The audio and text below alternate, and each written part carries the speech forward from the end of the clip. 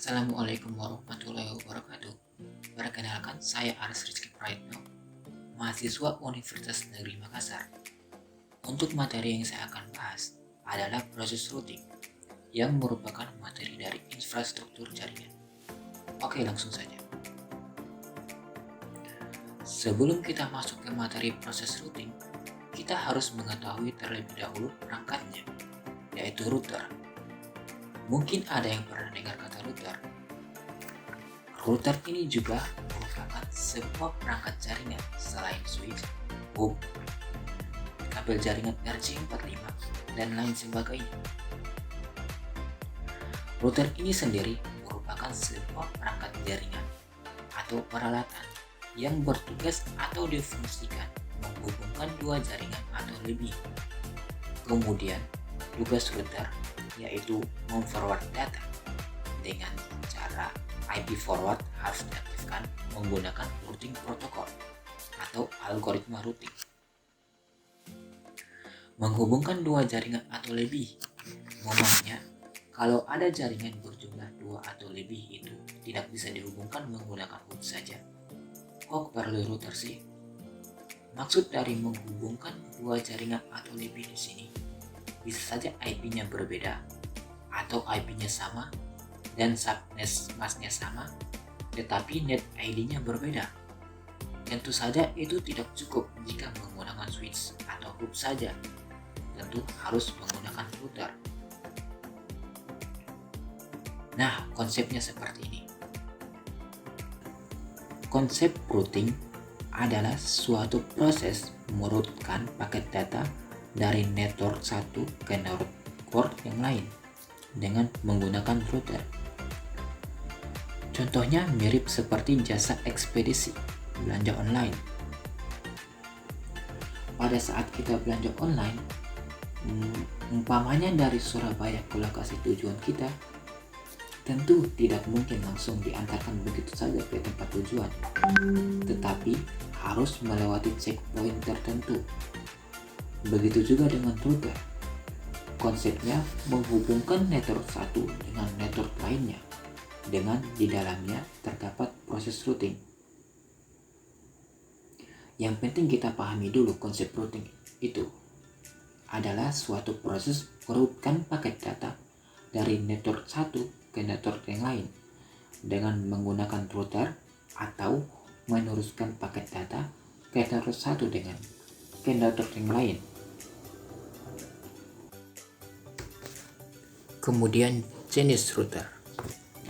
Jenis router itu dibagi menjadi dua, yaitu dedicated router dan PC router. Dedicated router adalah sebuah produk router yang memang sudah dirancang untuk menjadi router. Contohnya yaitu Linksat, Cisco, dan lain sebagainya yang bisa kita temui di pasaran. Kemudian PC router. PC router ini adalah PC desktop yang sudah dikonfigurasi sedemikian rupa menjadi router. Tentunya sebuah PC agar bisa dijadikan router diantaranya harus memiliki dua network card atau NIC atau kartu jaringan. Pasti kalian tahulah apa itu kartu jaringan. Kalau lupa, buka materi-materi lagi sebelumnya. Kemudian, apa yang terjadi jika sebuah jaringan itu tanpa router? Kita lihat pada contoh ini, ada 3 buah komputer yang saling terhubung menggunakan hub. Di antara ketiga komputer ini, di sini masing-masing memiliki IP yang berbeda. Ada yang tahu IP kelas apa? Ya, benar sekali. Ini menggunakan IP address kelas B. Coba kalian perhatikan, apakah semua komputer ini bisa terhubung? A ke B, B ke C, C ke A, dan seterusnya. Coba perhatikan.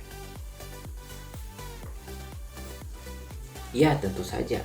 Walaupun ini adalah sebuah jaringan yang sama menggunakan kelas B, yaitu kelas 172, dan subnet masing sama, yaitu 255.255.255.0. Tetapi tidak semua dari komputer ini bisa saling terhubung. Coba ada yang tahu mengapa? Antar komputer A dan komputer B ini memang bisa saling terhubung.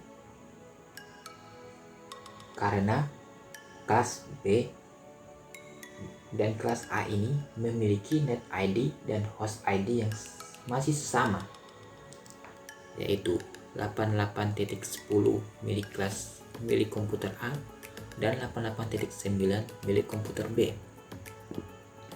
Tetapi A dan B ini tidak bisa saling terhubung dengan komputer C karena memiliki net ID yang berbeda, yaitu 90.2. Ya, walaupun kelas C ini memiliki subnet yang sama, tetapi tetap tidak bisa terhubung. Jadi untuk ketiga komputer ini tidak cukup untuk menggunakan perangkat hub atau switch saja. Mungkin tidak lebih jelasnya bisa dilihat pada gambar ini, pada penjelasan ini. Dari ketiga host pada gambar di atas, host A dan B bisa saling berkomunikasi karena memiliki net ID yang sama. Sedangkan C tidak dapat melakukan komunikasi yang baik dengan A atau B, walaupun ketiganya memiliki subnet yang sama. Ya, tadi sudah jelaskan, karena C itu memiliki net ID yang berbeda dengan A dan komputer B. Bahkan dengan adanya router ini, bukan hanya cuma net ID yang berbeda, bahkan bisa saja menghubungkan komputer dengan IP yang berbeda. Contohnya kita lihat pada gambar. Ini 131.57.0 merupakan kelas A. 172.16.0.0 merupakan komputer kelas B, merupakan jaringan kelas B. 199.57.32.0 ini merupakan IP kelas C.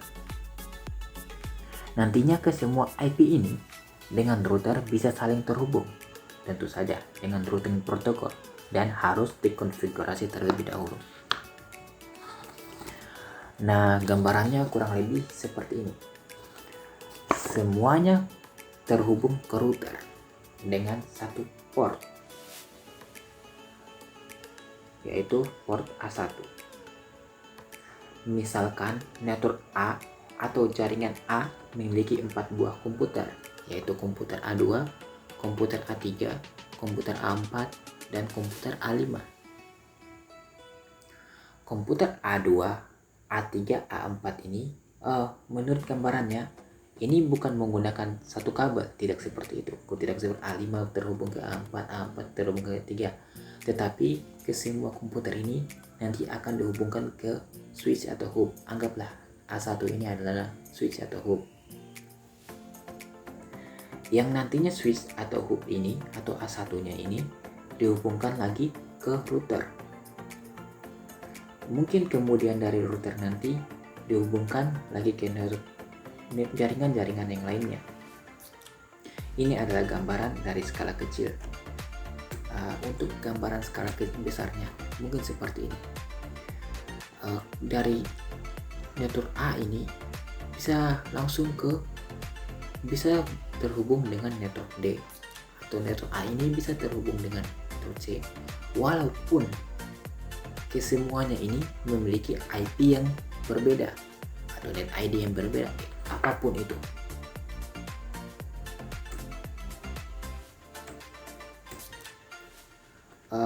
Sesuai konsep yang dijelaskan tadi, yang di awal tadi, kit gambarannya seperti ini. Contohnya ini adalah komputer saya. Ini komputer yang saya ingin hubungi. Tentu dari komputer saya tidak akan bisa langsung terhubung dengan komputer yang saya ingin hubungi, tetapi harus melewati beberapa macam jaringan.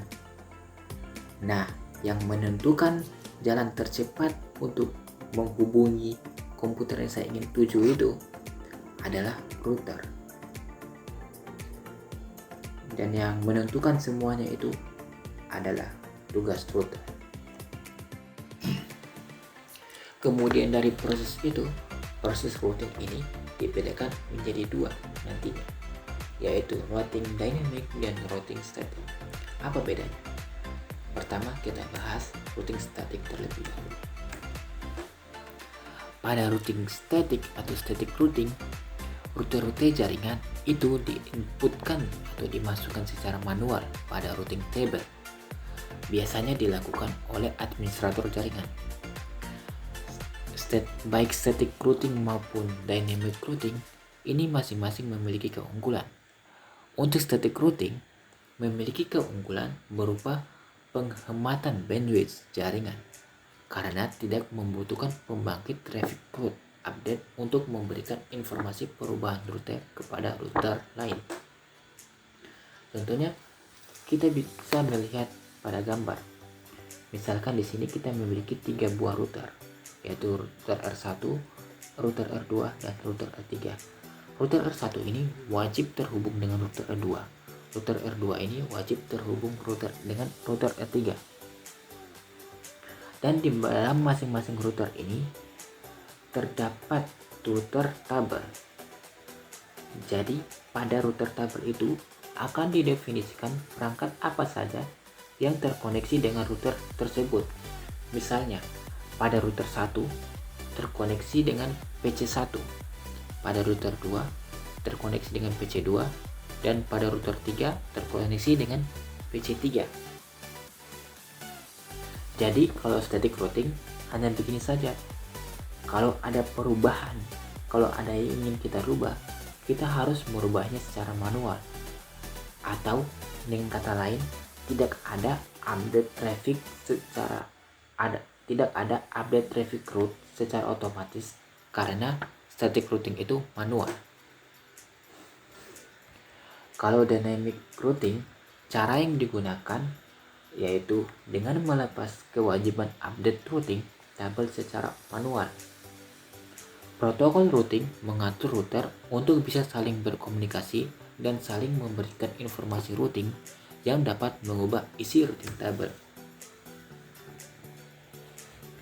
Jadi, protokol routing mengatur router untuk bisa saling berkomunikasi sehingga isi dari tabel routing itu bisa berubah-ubah jadi dinamis, tergantung perangkat apa saja yang terkoneksi.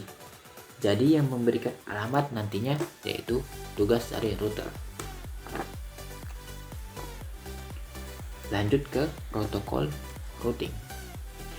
IRP atau Internet Protocol Routing yang dijadikan standar di internet sampai saat ini adalah Routing Information Protocol atau RIP dan Open Shortest Path First atau OSPF.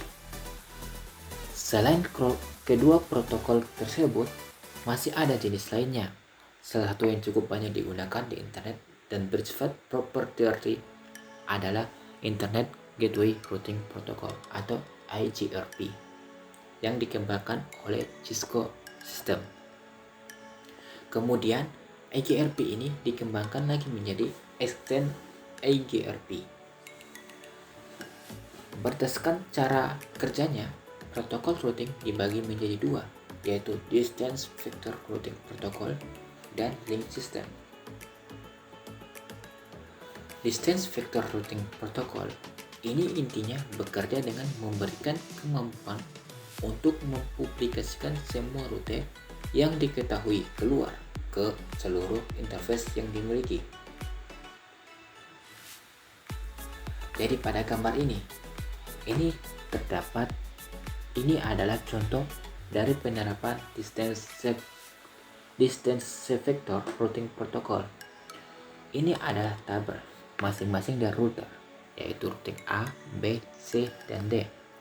Dari semua router ini tertera masing-masing memiliki tabel routing atau routing table. Contohnya pada router A memiliki tabel routing dan memiliki IP 192.168.0.0. Kemudian router B memiliki IP 192.168.0.0 dan 192.168.10.10.0. Begitu pula sampai ke routing tabel D memiliki IP.